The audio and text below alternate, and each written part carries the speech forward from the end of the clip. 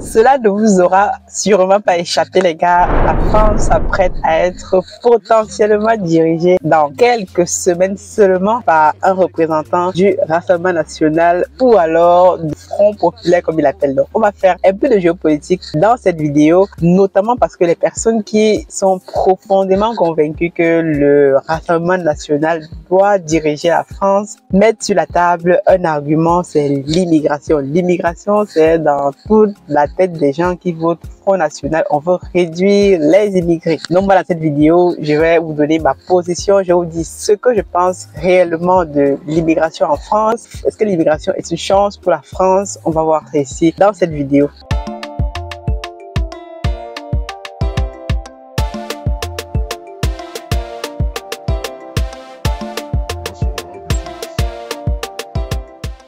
Salut et bienvenue sur Masora Business. Si tu me découvres dans cette vidéo, je m'appelle Aniel Cruzet, je suis ingénieur logiciel, entrepreneur, mais aussi auteur de magnifiques livres intitulés Investir en Afrique dans la pisciculture. C'est un domaine où nous devons absolument investir de façon massive pour atteindre l'autosuffisance alimentaire. On va parler de ça dans quelques minutes. Pourquoi les gens viennent immigrer en France? C'est réellement tout le débat aujourd'hui. Ensuite, si tu souhaites aller plus loin, j'organise le 30 juin 2024 à 16h heure de Paris une spéciale conférence pour justement te présenter l'opportunité d'investir dans l'entreprise Africa Food Industries, de devenir un actionnaire. Parce que moi, je considère que c'est réellement ceux qui changent le game dans une entreprise. Donc, nous, on cherche actuellement quelques actionnaires, pas beaucoup, mais des personnes qui ont compris la vision, ce qu'on est en train de faire au pays et qui sont capables de venir nous accompagner, pas seulement avec leur argent, mais aussi avec leurs compétences, leurs idées, leurs relationnels. Vraiment super important ce point-là. Donc, si c'est un thème qui t'intéresse, en bas de la description, tu t'inscris dans le formulaire pour assister à cette conférence. Je serai avec mes partenaires d'Africa Food Industries, certains actionnaires, et on va vous montrer de façon inédite nos chiffres, parler de notre vision, nos réalisations. Ça va être super, super cool. Aujourd'hui, donc, on va rentrer dans le vif du sujet. Actuellement, en France, c'est la panique. Dans le 30 juin, les Français vont aller voter. Moi-même, je vais aller voter. Je sais pas encore pour qui. On va tous aller voter. Et pour qui on va choisir? Si tu n'as pas suivi un peu l'actualité, il y a quelques semaines, le président Macron a dissolu l'Assemblée nationale. C'est-à-dire que il faut maintenant rebattre tous les quatre pour réussir à avoir une majorité. Et donc, les Français sont donc appelés aux urnes.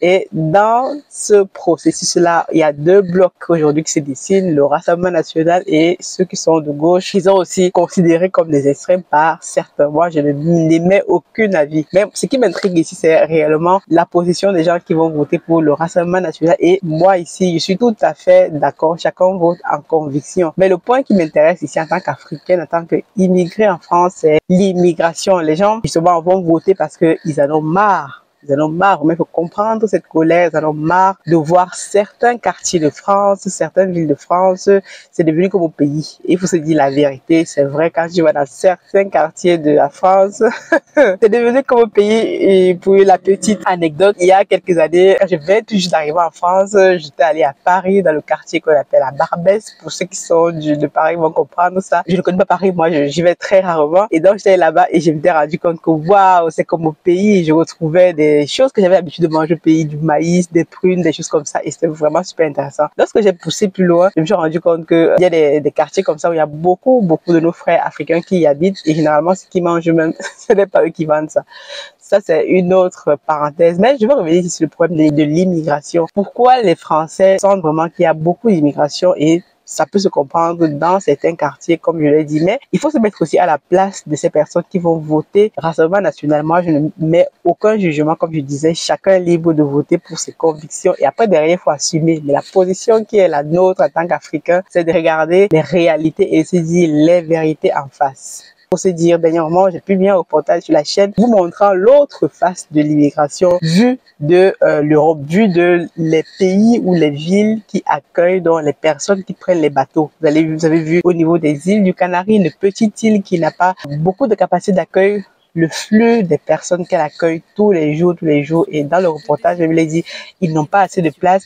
Ils ont dû se réaménager pour accueillir ces personnes de façon digne. Parce que oui, quand des personnes viennent comme ça, d'autres avec les bras amputés, les jambes amputées parce qu'ils passent beaucoup de temps en position assise dans les bateaux. Donc, il y a deux responsabilités que moi je vois, deux grosses responsabilités. La responsabilité de nos dirigeants qui ne mettent pas en place les politiques nécessaires pour faciliter, donc permettre tout simplement aux personnes qui vivent au pays de ne pas penser qu'il faut traverser la mer pour braver tous les dangers au péril de sa vie pour réussir à donner une vie meilleure à sa famille et à soi-même. C'est la première responsabilité. Donc, c'est une grosse responsabilité des dirigeants, mais aussi de nous en tant que personnes de la diaspora, en tant qu'Africains de la diaspora qui avons eu la chance de traverser par des moyens, on va dire, légaux, d'arriver ici, de travailler, de voir comment le monde se passe de ce côté-ci. Et parfois, l'image qu'on renvoie au pays n'est pas très bonne. Il faut qu'on se dise les choses. Et notre responsabilité en tant que personne de la diaspora, c'est de rentrer dans le pays, mettre sur pied les entreprises, parce que je considère que les entreprises ou influent aussi sur la politique à travers nos business, à travers nos idées. Même les politiques, il y a des gens de la diaspora qui peuvent rentrer au pays, s'engager en politique pour changer le game. Donc moi, je suis plus la partie business parce que je pense que c'est surtout là où on doit créer des emplois pour favoriser aux personnes qui sont sur place de se dire qu'il y a un avenir sur place au pays, il y a une possibilité de trouver du travail, il y a une possibilité de travailler de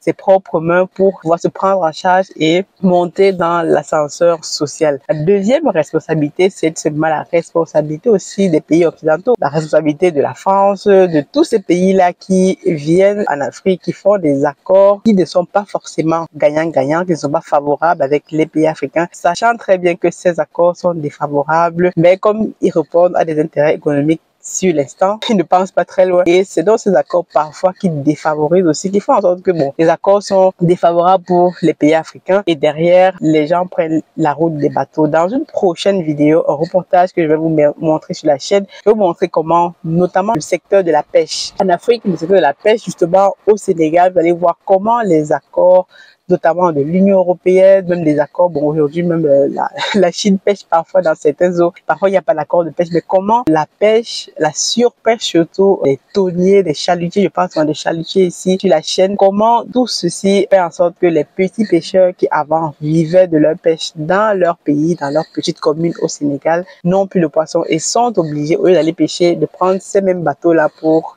aller dans la route de l'aventure. Donc, moi, vraiment, c'est une thématique qui m'interpelle parce que les gens vont aller voter RN croyant réduire l'immigration. Mais je me demande souvent, est-ce que les gars réfléchissent à penser à traiter les problèmes de l'immigration à la base? Si on prend seulement le contexte des accords de pêche, dans la prochaine vidéo, je vais vous montrer ça. Vous avez vu, j'ai vu que le président de la Commission européenne, je pense que M. Charles Michel, était il y a quelques mois au Sénégal, un mois je pense justement, et le président sénégalais, son excellence, M. Bassirou Diomaye Faye, est en train de vouloir renégocier ces accords de pêche. C'est vraiment super important parce que si vous avez des accords de pêche dans lesquels il y a une partie qui est défavorisée, même si c'est contre des compensations financières, derrière, vous n'avez plus de poissons. Et quand moi je parle de pisciculture ici sur la chaîne, c'est là où la pisciculture vient comme une solution. Non seulement ça permet de préserver les ressources marines, mais en même temps, ça va permettre donc de donner du travail aux pêcheurs, justement, qui se retrouvent sans travail, sans poissons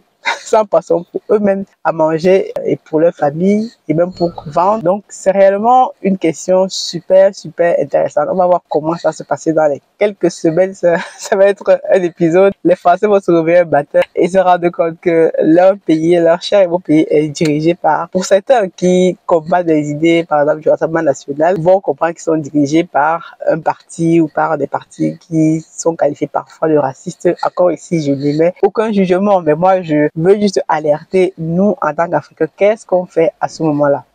Qu'est-ce qu'on fait à ce moment-là? Est-ce qu'on reste là à bavarder tous les jours, à commenter, à rester dans l'émotion? Maintenant, ils sont racistes, maintenant, ils sont ceci. Mais moi, je dis, ils font ce qu'ils veulent. Ils sont dans leur pays, les Français choisissent en connaissance de cause. Ils choisissent leurs dirigeants parce que, comme on dit souvent, un peuple mérite ses dirigeants. Mais nous, maintenant, en tant qu'Africains, en tant que personne de la diaspora, on a le droit de vote ici. On peut aller voter pour peut-être exprimer nos propres convictions, nous aussi. Mais le plus important pour nous, c'est le regard que les Occidentaux ont sur l'immigration. Ils voient toujours l'immigration comme des gens qui vont venir voler leur travail. D'autres me pensent que les gens qui quittent leur pays au péril de leur vie, laissant leur langue, leur culture, leur famille, parce qu'ils viennent chercher des aides. J'ai même suivi ça dans certains débats télévisés. C'est totalement aberrant. On ne quitte pas sa famille, on ne quitte pas là où on a vécu parce qu'on vient chercher 400 € de l'aide. C'est réellement ne pas comprendre ce que c'est qu'immigrer. Depuis que le monde est monde, les gens vont immigrer, qu'ils soient ici en France ou ailleurs, ils vont chercher de meilleures conditions de vie pour eux-mêmes.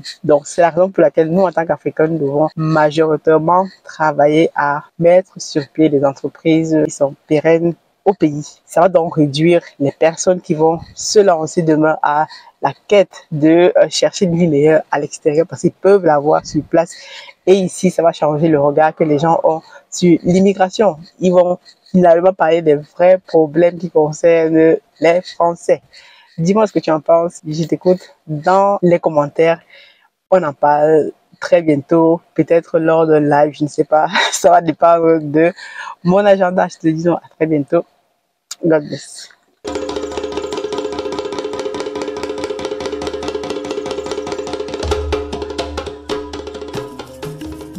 Bienvenue chez Africa Food Industry, votre partenaire de confiance pour une alimentation saine et de qualité.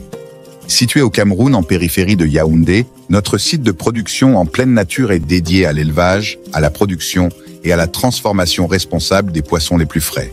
Chez Africa Food Industry, nous élevons et transformons une variété de poissons, notamment le silure, la carpe et le tilapia, dans le respect de l'environnement et du bien-être animal. Nos processus d'élevage rigoureux garantissent que chaque poisson est traité avec le plus grand soin, du moment de la capture à son arrivée sur votre table. Découvrez notre large gamme de produits finis, des filets de poissons frais aux délicieuses conserves de carpe de silure et de tilapia, prêts à satisfaire les palais les plus exigeants. Pour des produits de qualité supérieure, faites confiance à Africa Food Industry. Contactez-nous dès aujourd'hui pour en savoir plus. Africa Food Industry, nourrir le monde, une bouchée à la fois.